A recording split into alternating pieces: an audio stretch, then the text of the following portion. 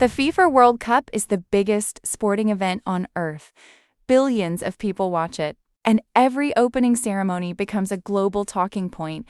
This year, FIFA brought together three major global stars, Lisa, Anita, and Rima, to perform the official World Cup song, Goals. But not everyone was impressed. Some fans loved the performance and global representation, while others felt FIFA could have done much more so. Was K-pop's presence at the FIFA World Cup 2026 a success or a failure? Today, we're not just talking about my opinion. We're looking at what real fans were saying online. Let's get into it. K-pop's growing FIFA connection. K-pop and FIFA have crossed paths before, most notably in 2022 when BTS member Jungkook performed Dreamers at the FIFA World Cup opening ceremony in Qatar, marking one of the genre's biggest moments on football's global stage.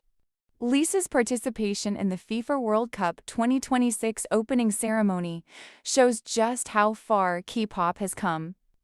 With Lisa performing at the opening ceremony and BTS set to headline the FIFA World Cup 2026 halftime show. A decade ago, seeing K-pop artists featured so prominently at FIFA events would have seemed unlikely. Today, K-pop is one of the biggest music industries in the world, and FIFA clearly recognizes that influence.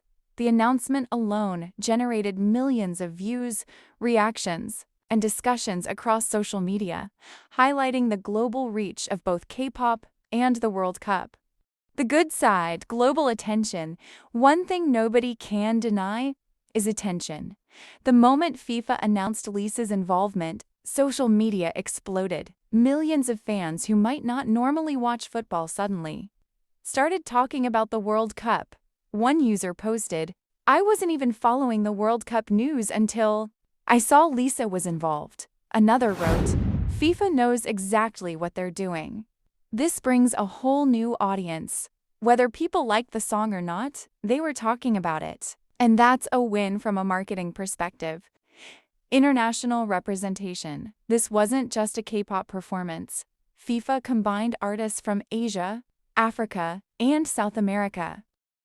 The clips quickly spread across TikTok, Instagram Reels, YouTube Shorts, and X.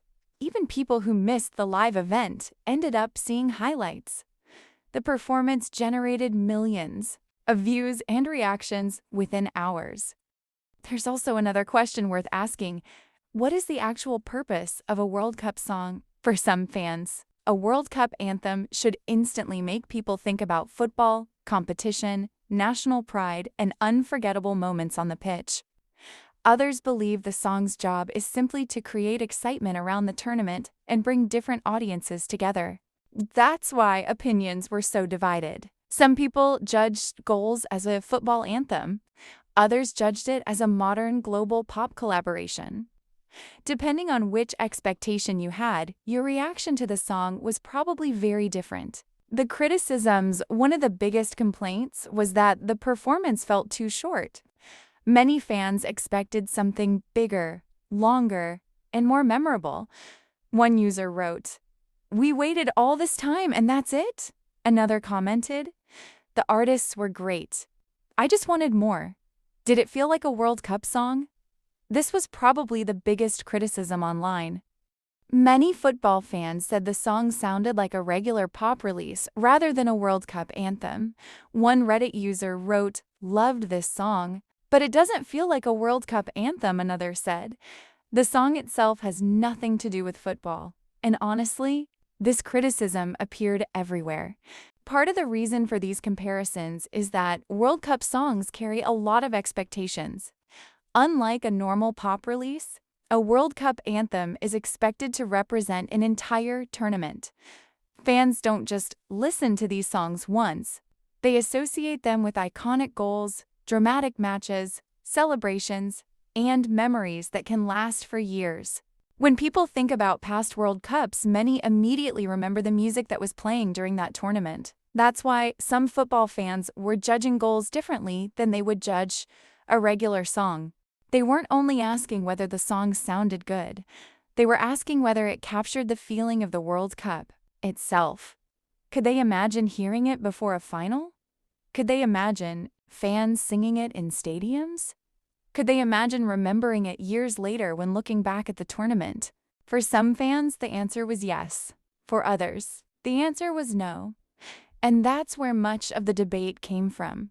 The discussion wasn't really about the artists. It was about what people believe a World Cup anthem should be. Many fans compared it to older World Cup songs that focused heavily on football, unity, passion, and national pride. For those listeners, goals felt disconnected from the tournament. A lot of fans weren't criticizing Lisa, Anita, or Rima. They were criticizing FIFA's creative direction. Success or failure? Another thing that makes this debate interesting is that success can mean different things to different people. If you're FIFA, success might mean views, engagement, headlines, and global attention. If you're a football fan, success might mean creating a song that becomes part of World Cup history. And if you're a casual viewer, success might simply mean enjoying the performance. Because everyone is using a different definition of success, it's not surprising that the online discussion became so divided. People weren't always arguing about the same thing. They were measuring the performance using completely different standards. So was it a success? From a marketing perspective, absolutely. The performance generated headlines, social media engagement, and global discussion. Millions of people watched clips, shared opinions, and debated the song online. But was it perfect? Many fans wanted a longer performance, a stronger football atmosphere, and a song that felt more connected to the World Cup. What's interesting is that most criticism wasn't aimed at the artists. In fact, many people praised LISA's stage presence, Rima's contribution, and Anita's energy. The real debate was about the song itself. In the end, FIFA World Cup 2026 showed how powerful K-pop has become on the global stage. Whether you loved the performance or hated it, one thing is certain: people are still talking about it. And when millions of fans around the world are still debating a performance weeks later, it clearly made an impact. But now I want to hear from you. Do you think Goals was a successful World Cup anthem? Or do you think FIFA should have gone in a different direction? Let me know in the comments. And don't forget to like and subscribe for more football and entertainment content. See you in the next video.